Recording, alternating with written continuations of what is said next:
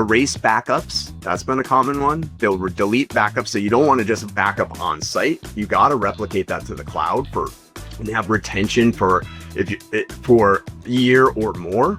And so that if you had to do a bare metal reinstall, like let's say the school district, that's why they got in trouble. They couldn't go back.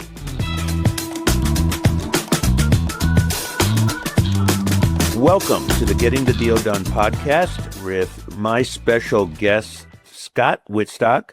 He is the founder and owner of Fidelis Northwest and MSP. And before I get into Scott, I'm going to tell a little story to show why a company like his, a reputable managed service provider, is so important to small, mid-sized businesses.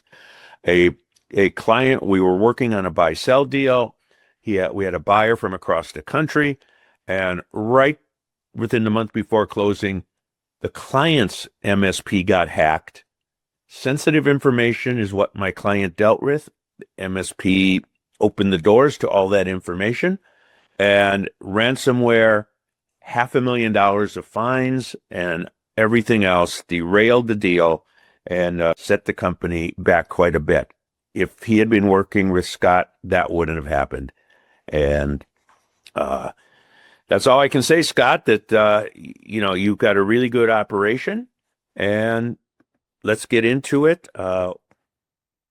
First of all, define what an MSP does and what's going on in your world. Thank you for having me, John. MSP is just kind of the industry jargon. What we really are is a managed IT firm for businesses. So we basically become a company's or an organization's IT department, or we do it as a co-managed approach with either an existing IT department, or we do it as if we have a person on that account that likes to dabble, and you normally see that in a little bit smaller. So we have a managed plans and co-managed plans, and so we do we stay in the proactive space. We are, instead of a reactive space, we're doing things ahead of time. We're watching for problems. We're keeping track of backups. We're doing all of that stuff. And then we do, with our clients, strategic business reviews, not just as an IT, budgets and things like that, but we also look at hey, do you have any upcoming moves, acquisitions, employees? We work with them on that, and that could be, built on a cadence, to the customer's liking. We do that anywhere from once a month to quarterly, and some people like it once a year. Depends on the movement of the business. We help them build their budgets. We represent them as we have a couple different positions that we become fractional for them. We have fractional CIO, fractional an IT manager as a service. So we fill those roles. Like if you were to hire a fractional CFO, we come in the same way they do. We give you the time and the effort that it takes to. Most of the business can't have a CIO. Most business can't hire an IT manager. And then we also, alongside that, we bring in the help desk, the network operations center that's watching you 24/7, and a security operations center that's also watching the security side of it real time 24/7 with real people in the US. That's in a nutshell what we do for our customers. And then we also, in Washington, we do local support. We drive out to customers. We do projects for them still. And if they want us there on site instead of remote, we do that. We try to treat the problem between the keyboard and the chair. That means we treat humans over technology first. We always prioritize our customer as a human. The technology is just a tool to get their job done. And we do what it takes to make sure that they can get their job done. Okay. So you can't get on the internet or newspaper or a lot of things and, not find something about some kind of cybersecurity breach, some, governments, big companies, et cetera, the ones that make the headlines, but it also happens in small businesses. So what are you seeing out there with cybersecurity and what's going on with that over the last 3 to 5 years? Well, first thing I normally see is it's really preventable. And it's preventable in some basic ways. Unique passwords for each site or thing you go to. Turn on multi-factor authentication where and whenever you can. And then, so that's the basic starting point for all of your employees, all of your providers, all of that, and it should be a part of your handbook.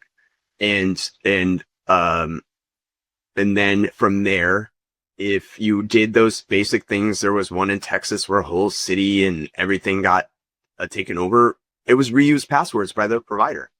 And, and, and other government, what we see a lot in local governments is just, they don't want it. It's too inconvenient to add a little code from their cell phone.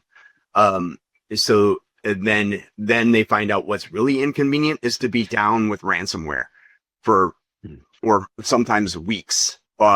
School districts, we just had one recently, in our state where they were down for months because of ransomware.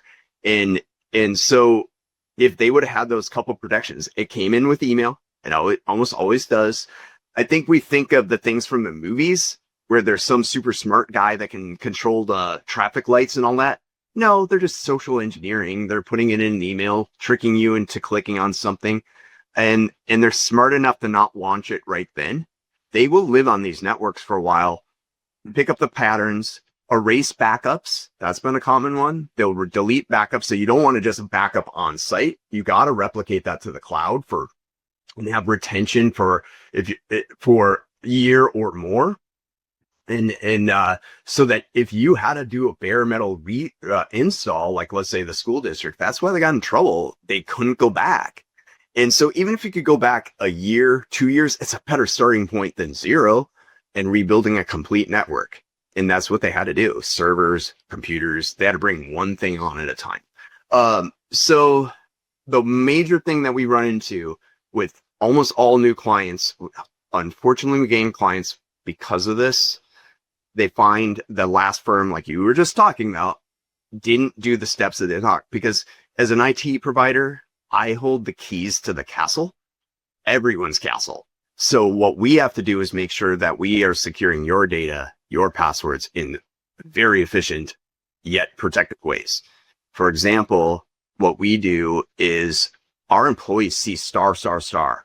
They don't get to see your passwords that get set and are even onto our servers and stuff like that, because anytime an employee comes and goes, that password can come and go with them.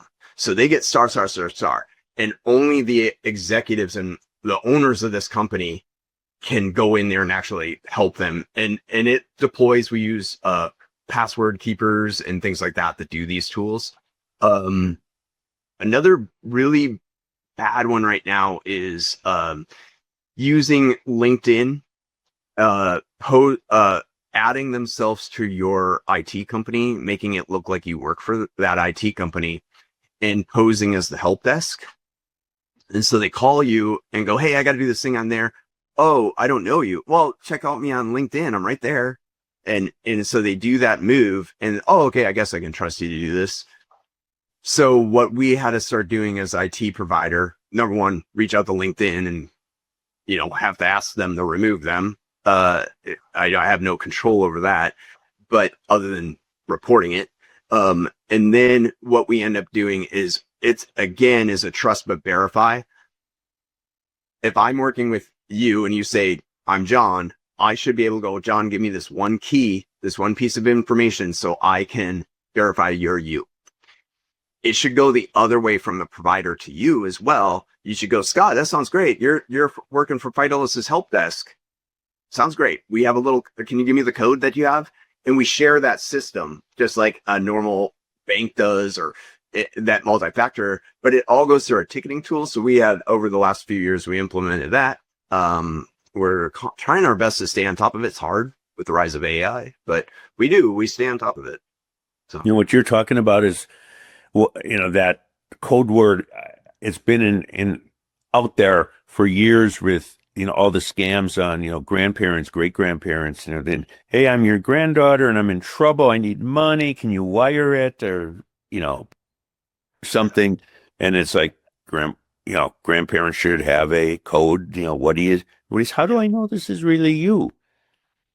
yeah. And That's where I first saw that. You mentioned passwords and two-factor and all that. What about passkeys? Uh, yes. Using passkeys is becoming a more common practice on your personal stuff. They are secure. You have to own that key on your device. You still have fallbacks to get back. If it's a business, I wouldn't at this point use passkeys because things have to be kind of shared and managed as a business. So I would recommend like LastPass or there's a couple others where that way you can share.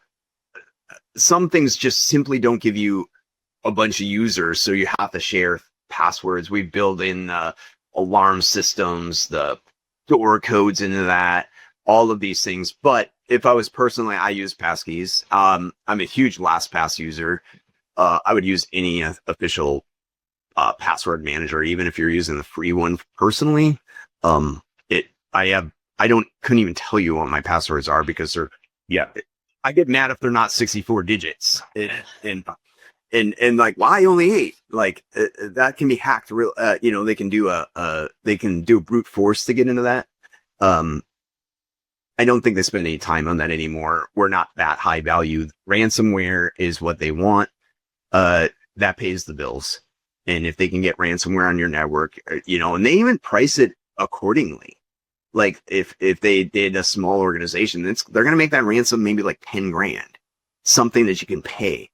And because it's a business, it's $1 billion business, and and they've been traced back to state sponsored. They believe a lot of this stuff is state sponsored. It's warfare. It's a silent warfare that's going on, and who knows what we do on our side, but like it's like one common thing that we hear from smaller companies is they will say, why would Russia want to attack me? Well, because it pays the bills. Not throwing Russia under the bus, I'm just using what XYZ company from our country from Asia. Why? Is because you are going to be stuck, and your choices are build it from scratch or pay the 5 grand, 10 grand. That pays the bills, and so it flies under the radar, right? We don't have to report that. You don't have to report that. You can decide to do whatever you want with that. And versus a municipality, they have to report that. A large organization has to report that. Right. Okay. So you mentioned AI before. Let's talk about AI. How does AI fit into all of this, both from the hackers as well as the preventative? Yeah, I think we're moving into where it's going to be AI versus AI. So for years, AI's existed. It's become a buzzword. Remember a couple of years ago, everything was the cloud. That also existed before that buzzword got out there. So, I mean, think about Siri, how long we've actually had that. That's AI. Google Maps talking to you in real-time maps is AI. It's become mainstream for us to use it. So far as the security goes, our cybersecurity platform's a business class cybersecurity platform is using AI detection so they can real time read something about how fast have you ever used chat or Copilot. It answers stuff fast. Oh, it did a 2,500 word article I wrote. I said, just edit this and spiff it up, and it was like put it in there. 5 seconds later, boom, here it is. Yeah. And so we're seeing the tools that we're using. We used to call it machine learning. They learn the patterns and then they block those not negative patterns. If they're unsure of it, that gets sent to a human in the security operations center, and they look at it. What's happening? Real-time threat detection is what we deploy because it really just helps. And the thing is, let's say something like ransomware is deploying on your network, they see that and they isolate it. Yeah. So now maybe one computer got it, but maybe two, but then it got stopped. They cut it off. They that real time, because they're smart enough to do this on the weekends. They know to do this on the weekends, and you come in and all your screens have a message off. I mean, they spend a lot of time to get through the whole thing. And, but so where they're using AI, just the same ways we do, like, hey, find me 10 potential clients near my office. Find me 10, small businesses, in their CEO's name, so I can spoof an email to the accounting people. They're using this, you could look up any of these companies now. And so you could do it so much faster. So now they just drop this into their little email platform, and they take names, and how do they know our accounting email addresses? It's all in all these hacks. It's been sold for years now. Like, we're all involved in hacks that, big data breaches that, quite frankly, we didn't sign up to even be their customer. Equifax, I didn't hire you. And we lost a lot of data. Yahoo, LinkedIn, the list goes on. And Home Depot, I think the VA at one point, it's so that is all out there. So that's all pieces of the information. So you can piece that all together if you want to buy it. They buy and sell this stuff on the black market. And so if you buy enough of it, you can build a narrative enough to help you out. And so if you're only using one password, and let's say that one thing got hacked, chances are if you go out to your parents and you could go live, let me see if I can get in your Facebook. Yep. Let me see if I can get in your Netflix. Yep. And it's because it's the same password because it was convenient. And then you may think you're smart by adding a number behind it. That's not hard. Keyboard walking is another common one that we all know. That means you're just shifting your hands over to write the same word. They know that too. And they can write software with AI to just hammer that real quick on that same password. So that's where just some unique password from a password manager is the best thing you could do. And as long and as complicated as it can be, the better. And then, like I said, put MFA on it. Rule of thumb that I do, if it touches social security numbers or money, even in my password manager, I require it to ask me to log in my password, the big long password to get into it all over again. Slightly inconvenient, but it's also inconvenient to the bad guys. Real important to do, like if it touches money, social security numbers, like my bank and all that, definitely, even if you're using a password manager, because what if they're sitting on your computer watching everything you're doing?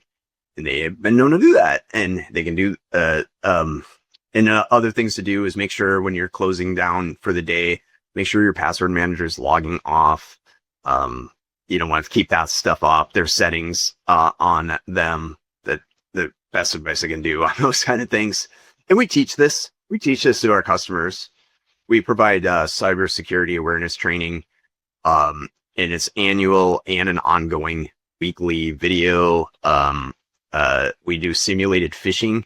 So we test our clients and they get simulated phishing, and we see a fail rate of probably about 5 to 7%. Someone falls for it almost monthly. And so we just go back to the customer and say, hey, this so-and-so clicked on this. How about a couple more training videos? And let them know, hey, please don't click on stuff, and that's been really productive way of training. The human firewall is probably another thing you just got to do. So as a business. Yeah, you meant the human firewalls. What's the weakest link? Email and the person answering those emails. The human, right? Yeah. Yeah. They go after new hires. And that's all learned through like LinkedIn. It's easy to see that stuff if you're watching. And so now they email that new hire and go, for example, CEO Scott, hey, order a bunch of Amazon cards. So right out of the gate, when we train our people, I'm never going to ask you for money. I'm never going to do this. If you ever get something like that, permission to call me, permission to Teams me, permission to stand in my doorway. And I won't bite your head off, because I'd rather you come and ask before we make a mistake. And we're in the IT field, and we make sure that we practice what we preach and eat our own dog food. We're constantly testing. And if we've had people trip up because it looks real. Yeah. And tripped up on our simulated. Yeah. I had a client, this would be right before COVID. So a lot of this stuff was really starting. And he told me that he got stopped in the hallway by, someone in his accounting department said, "Hey, I'll get that wire out today." And he goes, "What wire?" Yeah. And it looked like his email.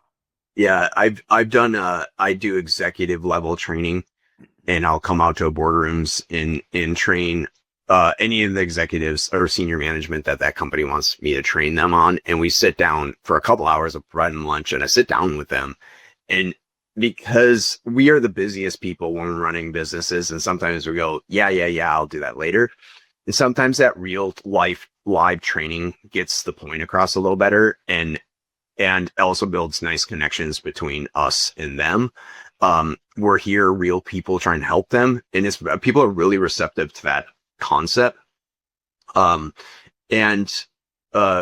We have shown a couple examples of real life examples where someone lost $700,000. Well, you were telling about 500. I don't know. I don't have an extra $500,000. Then the place that we know that they became a customer after this happened, because the old provider couldn't figure out how to stop it and how to diagnose it. Nothing against them. They just needed help, and they reached out, and we're like, yeah, okay, this is what happened. And you can't. Once it's wired, it's gone. Yeah. The bank can try to stop it, but they don't. I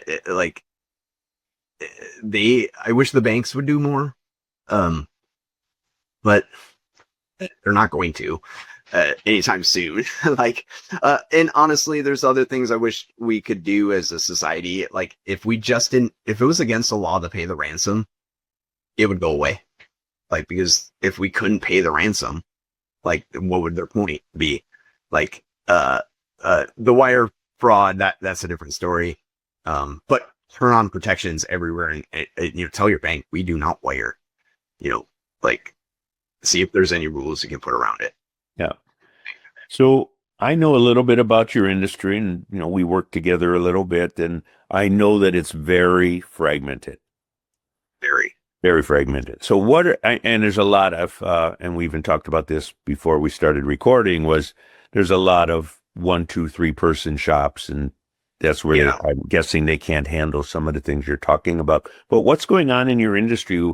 Where are you getting customers from these days? There's been a lot of movement over the last year or so. Most of it, well, first of all, years ago, we were explaining what managed IT was. Now they're coming to us going, we're looking for a new managed IT provider. And the various reasons they do that. Sometimes the price has gone up, but the service has gone down. And sometimes that's because organizations are tightening their belts. They're trying to squeeze more money out of the system. Our costs have gone up too. So if you're trying to make more money, people start pulling services. Next, they start pulling employees, and that means customer service to that. So we're seeing that movement where the customer service is degrading. The customer support is starting to degrade. And so we're picking up clients from that. And what we're seeing movement is in that space on that little bit larger size. They're normally multi-location, multi-state, probably owned not by owners anymore. They're equity funds and things like that. Not knocking it, but their job is not to do IT. Their job is to make money. And so, I'm not saying that all of them don't. Some don't do a good job, but some are really trying too. So caution on anyone that's making you sign up beyond a 3-year contract or beyond a 1-year contract. A lot of times they'll do it as 3. Are you selling a contract, or would you be willing to stand by your service? We do a 1 with a 30-day out. Like, if we're not the fit for you, like, this is just a billing agreement, not a I'm going to take you to court. Like, if they're not happy with us, like, and I'm not happy with you, we both need it. That's a bad relationship. No one wants to be in a bad relationship. So we see that. We have talked to two clients potential clients yesterday, both cases. One person was like, I don't want to sign their 3-year contract they want me to sign. The other one was they outgrew their last provider. And I think of it like accounting. You can go to the local CPA where they have one husband and wife team, maybe. And eventually you're going to move up a level, right? You need a little bit bigger because you have more needs. And we see that in our space too. So you kind of see it level up, and people move as their business grows. You need more. And if you're a small 5 or less operation, you probably can be fine with a small operation that's nimble and 1 to 5 people. They're probably going to be a good fit for you. But if you start getting around above or 20 or above, you need to make sure that you have a provider that meets your needs. Like, and it's up to the customer to discuss their needs. Like, what do you want? How fast do you want responses? Do you want local responses? Do you want, do you want to make sure it's in the state? Do you want local? Because a lot of people outsource to other countries. And if you're doing certain types of contracts, that doesn't work. That you can't do that. So you just kind of got to ask for what you want. I have yet to see an apples to apples comparison in our business. It's not like going to an electrical or plumbing company where like, yeah, they're basically everyone understands the same parts. We all have different parts and different tools. And so you just got to kind of, when you're looking to hire someone, watch for those red flags. Are you selling me on a contract, or can you stand by your service? And with a friendly contract. And then also understanding the pieces that are included. A lot of organizations, they come back, it looks cheaper on the surface, right? Because they'll say, yeah, it's $50 a user, but that doesn't include any on-site visits, or there's a whole, probably the most important question you should ask is what's not included. Okay. Not what is included, because we're really transparent. And so if I was hiring an IT company, that would be the first thing I asked them, or before selection, like, what's not included? Tell me what's not included. Like, if you ask us, we'd go projects. Net new is not included. If you want a new laptop, that's not included. But if you want a new user, that's help desk. That's normal activity. But net new projects is how we look at what makes our bills go up and down. Okay. And that's a request from the customer, not us deciding to do something. It's net new. Yeah, and that's kind of the standard. I would also look for an IT provider that ebbs and flows with your business. So if you add two employees this month, the bill should go up by that dollar amount in the middle of the month whenever you added them. It should start then.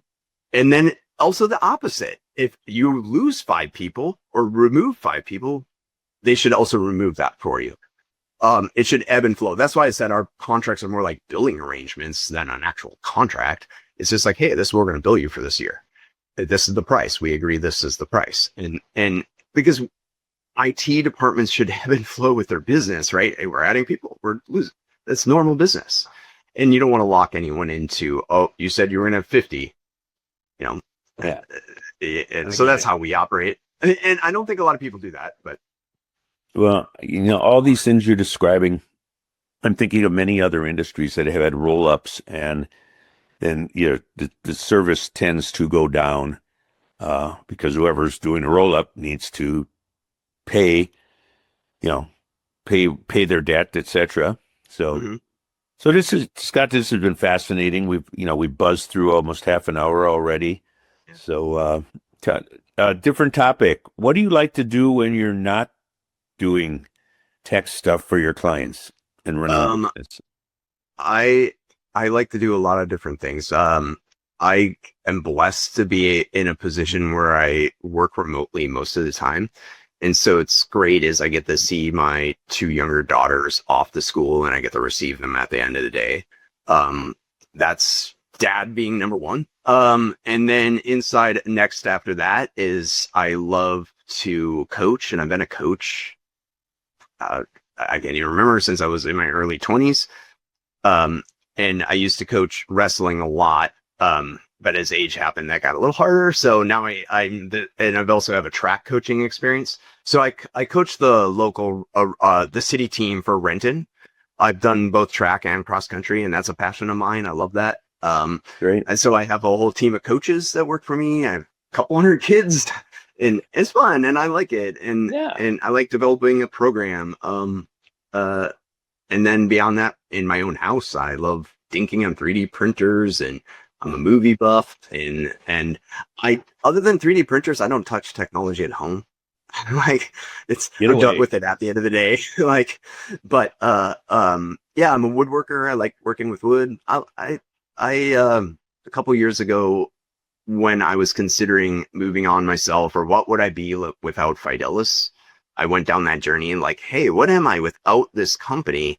And I said, I need to find who I am without this. And I went back to my earlier roots of hobbies. And I said, do I still like doing this? Because I know that there's going to be a giant void if I move on one day. And I don't want that, I want to feel good about who I am. That's great planning. Great planning. So, Scott, how do people reach you? And we'll put this in the show notes too. I take it's your website. Yeah, website is the best way. If you're interested, we have a lot of data. We have a pricing calculator. You can book an appointment right from there. Happy to talk to anyone. So the website is Fidelis, Fidelis, NW, like Northwest.com. Fidelis, by the way, comes from my Marine Corps roots of Semper Fidelis, and that either means loyal or faithful.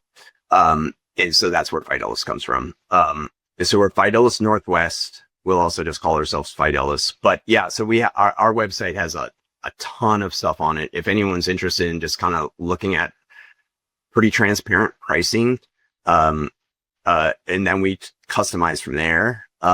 If you get in a little bit of an enterprise, or you start getting, above 100 people, we really got to tailor that. That's hard to put on anyone's website. But in this 100 and below, you can actually get on there and see kind of a realistic price of what you can expect. And I would admit that we're not for everyone.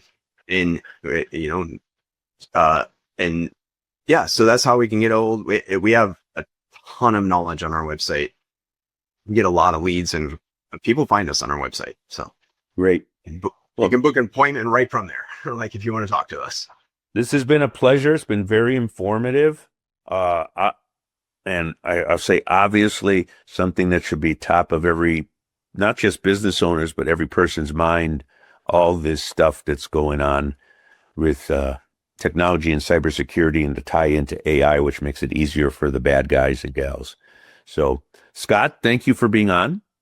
Yeah, thank you for having me, Joe. Yeah. So, Scott Wittstock with Fidelis Northwest, one of the best MSPs around in the greater Seattle area. And thank you for being on the Getting the Deal Done podcast.